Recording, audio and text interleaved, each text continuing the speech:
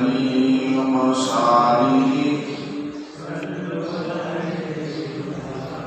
सबको उहदत का दुनिया को दिया हज़रत मोहम्मद ने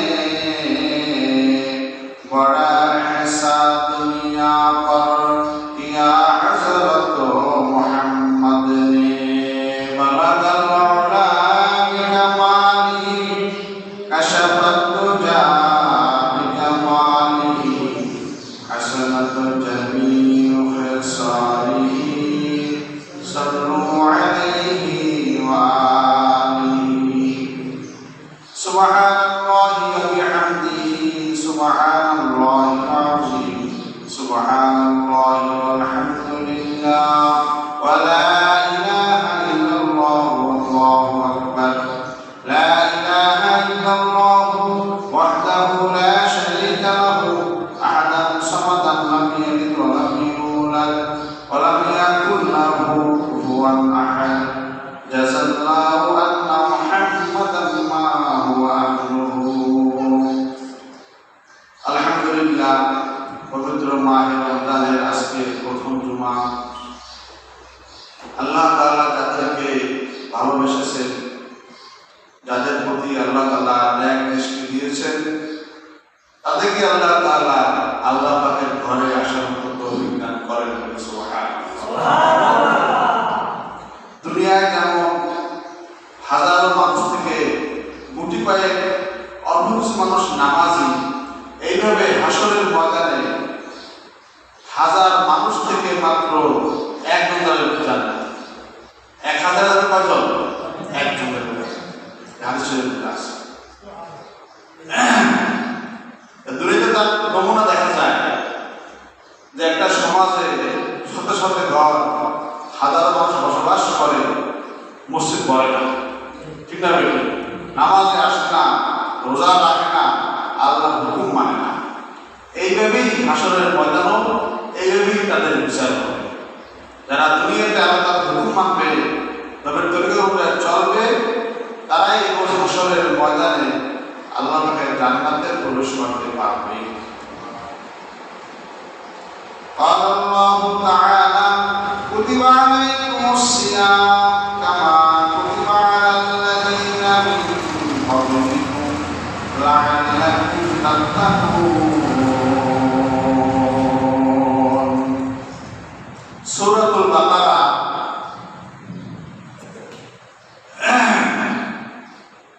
182 নম্বর আয়াত, দ্বিতীয় পারার ভিতরে আল্লাহ সুবহানাহু ওয়া তাআলা পবিত্র রমজানের সম্পর্কে বলতেছে, রমজান মাস সম্পর্কে বলতেছে। ইয়া আইয়ুহাল্লাযীনা আমানু, হে ঈমানদারগণ, যারা আল্লাহ তাআলাকে বিশ্বাস করো, শেষ নবী হিসেবে মুহাম্মদুর রাসূলুল্লাহ সাল্লাল্লাহু আলাইহি ওয়াসাল্লামকে বিশ্বাস করো। হে বিশ্বাসী বান্দা বান্দীরা, ঈমানদার মানে কি? বিশ্বাসী। হে বিশ্বাসী বান্দা বান্দীরা, কুতিবা আলাইকুমুস সিয়াম, তোমাদের উপরে রোজাকে ফরজ করে দেওয়া হয়েছে। কামা কুতিবা আলাল্লাযীনা মিন ক্বাবলিকুম, যেভাবে তোমাদের পূর্ববর্তী উম্মতদের উপরে রোজা ফরজ ছিল। অর্থাৎ রোজা শুধু তোমাদের উপরেই ফরজ না, তোমাদের আগের তো নবীরা উম্মতগণ অতিবাহিত হয়ে গেছে, সকলের উপরে রোজা ছিল ফরজ। এই রোজা শুধু শেষ নবীর উপরেই ফরজ না, শেষ নবীর উম্মতদের উপরেই ফরজ না, এই রোজা যুগে যুগে প্রত্যেক নবীদের উপরে তার উম্মতের উপরে ফরজ ছিল। কিভাবে? নবীজি বলেন, হাদিসের মধ্যে এসেছে যে 1 মাস রোজা ফরজ হওয়ার আগে প্রতি মাসে নবীর সাহাবীরা মাসের 3টা রোজা রাখতেন এবং আশুরা রোজা ছিল ফরজ। আশুরা রোজা, মুহররমের আশুরা রোজা, এগুলি ফরজ ছিল। নূহ আলাইহিস সালাতু ওয়াস সালাম থেকে নিয়ে এই আয়াত নাযিল হওয়া পর্যন্ত তাফসীরে ইবনে কাসিরের মধ্যে লেখে নূহ আলাইহিস সালাম থেকে নিয়ে এই আয়াত নাযিল হওয়া পর্যন্ত সকল উম্মতের উপরে মাসে 3 দিন রোজা ফরজ ছিল এবং আশুরা রোজা ফরজ ছিল। এর দ্বারা ফরজ রোজা পালন করে আসতেছে। যখনই আয়াত নাযিল হইল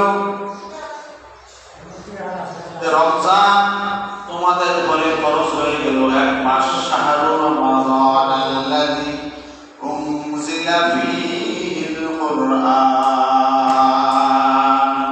শাহরুর রমাদান, রমজান মাস,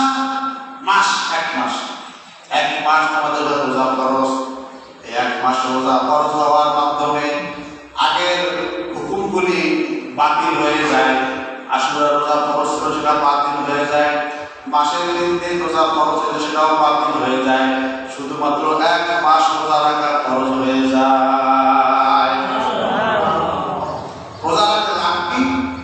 লাআল্লাকুম তাত্তাকুন। রোজা রাখলে তোমরা মুত্তাকি হতে পারবে। আল্লাহর ভয় তোমাদের অন্তরে ঢুকবে। তোমরা মুত্তাকি হয়ে নিষ্পাপ হয়ে যাবে, বেগুনাহ মাসুম বাচ্চার মতো হয়ে যাবে। সুবহানাল্লাহ। রোজা মানুষকে, তার দেহকে, আত্মাকে পবিত্র করে এবং শয়তানের সকল রাস্তাঘাট বন্ধ করে দেয়। রোজা এমন একটা জিনিস। আইয়ামাম মাদুদাত, আল্লাহ বলেন, আরো বলেন নির্দিষ্ট কয়েকটি দিনের জন্য, নির্দিষ্ট কয়েকটি দিন রোজা ফরজ করা হয়েছে। সারা বছর না, 6 মাস না, 2 মাস না, 1 বছর না, নির্দিষ্ট কয়েকটি দিন তোমাদের রোজা ফরজ। ফামান কানা মিনকুম মারিদান আও আলা সাফারিন ফাইদ্দাতুম মিন আইয়ামিন উখর। আল্লাহ আরো বলছেন, তোমাদের মধ্যে কেউ রোগী হয়ে যাও, অসুস্থ হয়ে যাও, রোজা রাখতে পারো না, এমন হয়ে যাও যে রোগের কারণে রোজা রাখতে সক্ষম হইতেছ না, অথবা তোমরা সফরে বের হয়ে যাও, মুসাফির হয়ে যাও, তখন তোমরা চাইলে এই রোজাগুলি ভাঙতে পারো। এর পরিবর্তে তোমরা রমজান মাস ছাড়া এর কাজা